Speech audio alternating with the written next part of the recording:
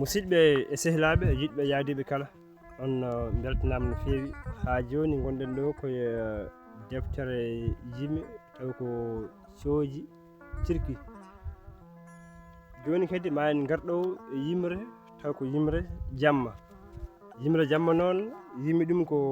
musidɗo men guiɗo men ceerno men ha joni woni Abou Gallo Diallo wi ko jamma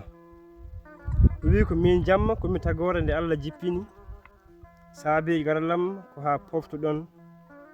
golle kisɗe ɗe golloton joƴƴi noon hayso on tampani pofti noon terɗe mon min jamma somi ari nangue suuɗo min jamma sehli hewɓe sertuɓe miijoji guila e moytotoɓe kala jamma wujjoɓe wuyɓe e bandiji koye am tabitinta golle mumen somi ari jinneji e seeƴineji tonguite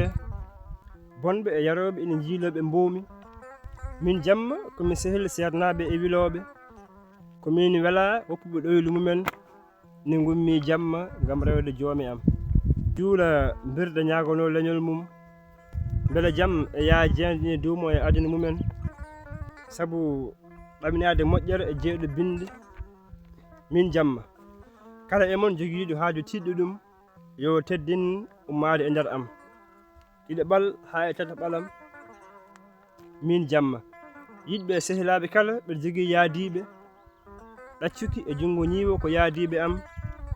gujjo e joom bamguel hoodere eedi kala ko duutoɓe am min jamma kenal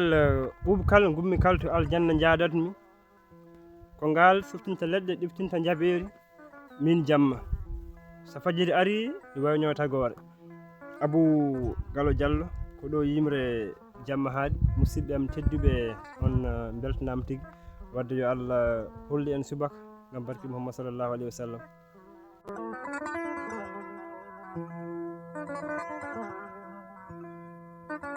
Thank you.